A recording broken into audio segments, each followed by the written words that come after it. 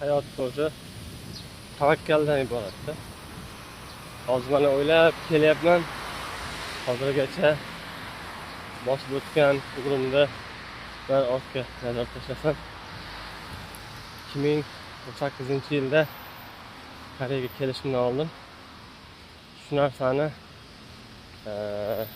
hayotimdan o'tkazganman. Ya'ni 2018-yilda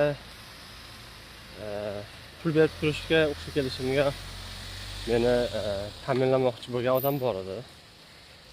Ya'ni o'zi sharoitim uncha to'g'ri kelmasdi, lekin qarindoshim yordam qilaman deb turgandilar.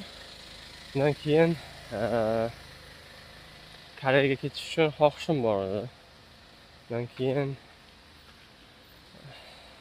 IELTS sertifikat bor edi, yetarli. Xo'p, bularni o'zi bilan o'zimcha o'yladim, Koreyaga ketishga 100% ketsam kerak shu yili deb o'ylagan edim. Keyin harakat qildim.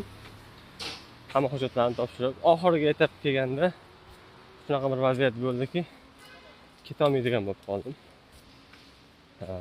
Juda kutuv baland edi. Ketish ehtimolim o'zimcha 100% edi. Ketaman degan narsa miyamga tugib qo'ygandim. Shubha yo'q edi o'zimcha. Keyin umidni ham noto'g'ri bog'lab qo'ygandim o'shanda. Xatoimni tushundim. Oradan 1 yil vaqt o'tdi. Ya'ni 1 yilga yaqin. 2019-yil bahorgi semestriga yana harakat qilib ko'rish xayoli keldi miyamga. Juda boshida juda nima deydi, ikkilanish, qo'rquv bo'larmikan degan xayol bo'ldi. Chunki o'sha paytda moliyaviy sharoit uncha yaxshi emas edi.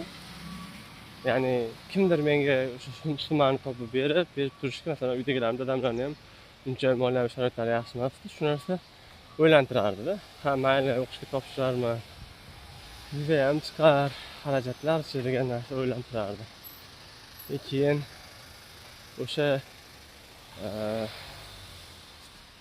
narsa o'ylantirganligi uchun 100% ishonchim komilma bo'lganligi uchun topshirishga ham harakat uncha qilaymi-qilmaymikan deb ikkilangandim. Lekin ko'rdim.